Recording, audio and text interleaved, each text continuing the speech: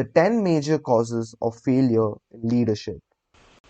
We come now to the major faults of leaders who fail, because it is just as essential to know what not to do as it is to know what to do. 1. Inability to organize details. Efficient leadership calls for ability to organize and to master details. No genuine leader is ever too busy to do anything which may be required of him in his capacity as leader. When a man, whether he is a leader or follower, admits that he is too busy to change his plans or to give attention to any emergency, he admits his inefficiency. The successful leader must be the master of all details connected with his position.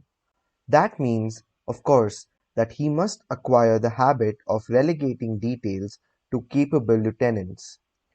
2. Unwillingness to render humble service. Truly great leaders are willing, when occasion demands, to perform any sort of labor which they would ask another to perform. The greatest among ye shall be the servant of all, is a truth which all able leaders observe and respect. 3.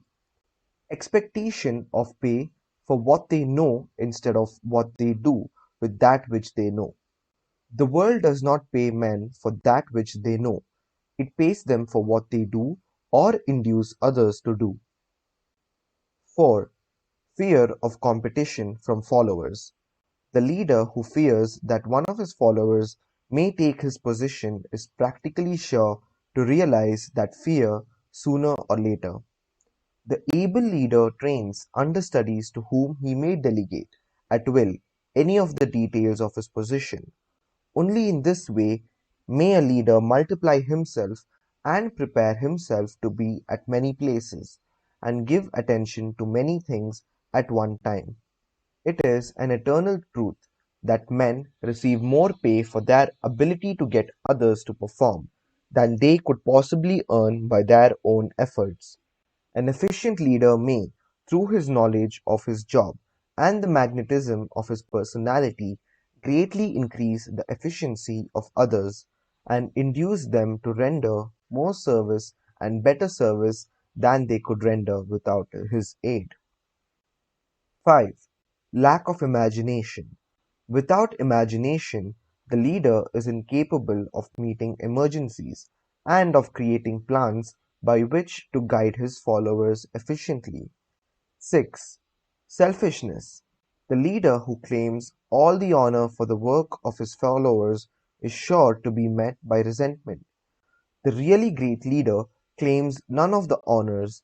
He is contented to see the honors, when there are any, go to his followers, because he knows that most men will work harder for commendation and recognition than they will for money alone. 7. Intemperance. Followers do not respect an intemperate leader. Moreover, intemperance in any of its various forms destroys the endurance and the vitality of all who indulge in it. 8. Disloyalty. Perhaps this should have come at the head of the list. The leader who is not loyal to his trust and to his associates, those above him and those below him, cannot long maintain his leadership. Disloyalty marks one as being less than the dust of the earth, and brings down on one's head the contempt he deserves. Lack of loyalty is one of the major causes of failure in every walk of life. 9. Emphasis of the authority of leadership. The efficient leader leads by encouraging and not by trying to instill fear in the hearts of his followers. The leader who tries to impress his followers with his authority comes within the category of leadership through force.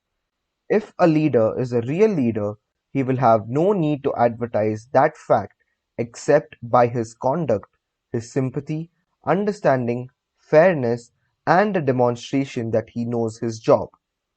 10. Emphasis of title. The competent leader requires no title to give him the respect of his followers. The man who makes too much over his title generally has little less to emphasize.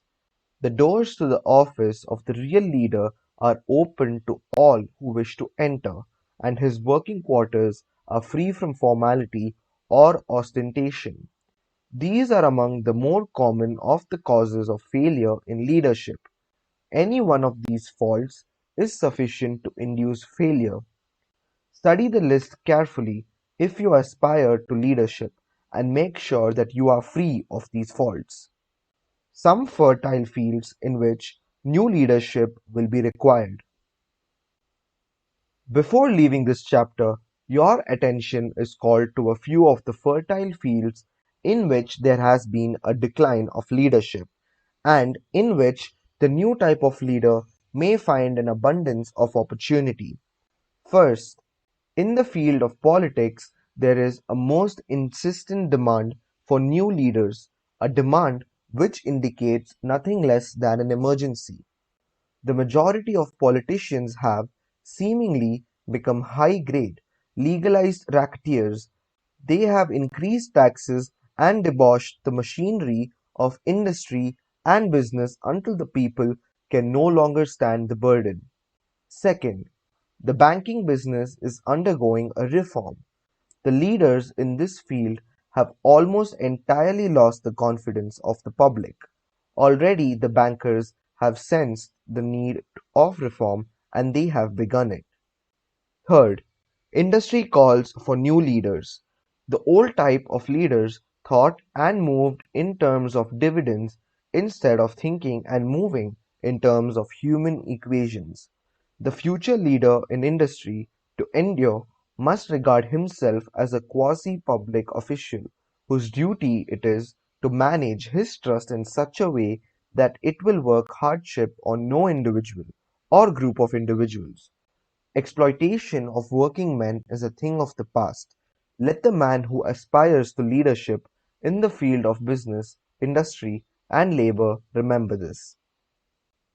Fourth, the religious leader of the future will be forced to give more attention to the temporal needs of his followers in the solution of their economic and personal problems of the present, and less attention to the dead past and the yet unborn future. Fifth, in the professions of law, medicine, and education, a new brand of leadership and to some extent new leaders will become a necessity. This is especially true in the field of education. The leader in that field must, in the future, find ways and means of teaching people how to apply the knowledge they receive in school. He must deal more with practice and less with theory. Sixth, new leaders will be required in the field of journalism. Newspapers of the future, to be conducted successfully, must be divorced from special privilege and relieved from the subsidy of advertising. They must cease to be organs of propaganda for the interests which patronize their advertising columns. The type of newspaper which publishes scandal and lewd pictures will eventually go the way of all forces which debauch the human mind. These are but a few of the fields in which opportunities for new leaders and a new brand of leadership are now available. The world is undergoing a rapid change. This means that the media through which the changes in human habits are promoted must be adapted to the changes. The media here described are the ones which, more than any others, determine the trend of civilization, when and how to apply for a position. The information described here is the net result of many years of experience, during which thousands of men and women were helped to market their services effectively. It can, therefore, be relied upon as sound and practical media through which services may be marketed. Experience has proved that the following media offer the most direct and effective methods of bringing the buyer and seller of personal services together. 1. Employment bureaus.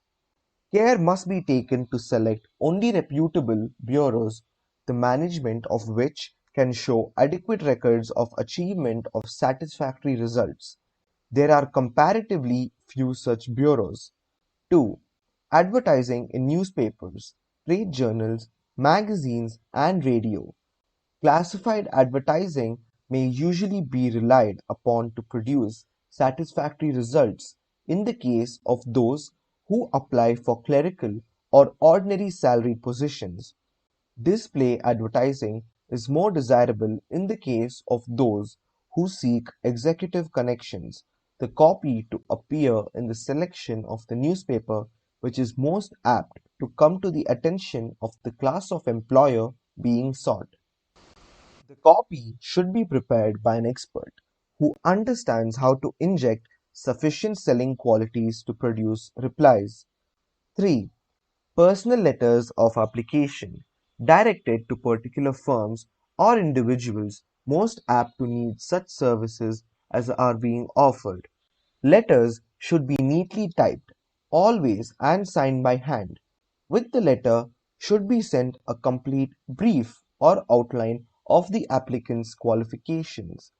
Both the letter of application and the brief of experience or qualifications should be prepared by an expert. See instructions as to information to be supplied. 4. Application through personal acquaintances. When possible, the applicant should endeavor to approach prospective employers through some mutual acquaintance. This method of approach is particularly advantageous in the case of those who seek executive connections and do not wish to appear to be peddling themselves. 5.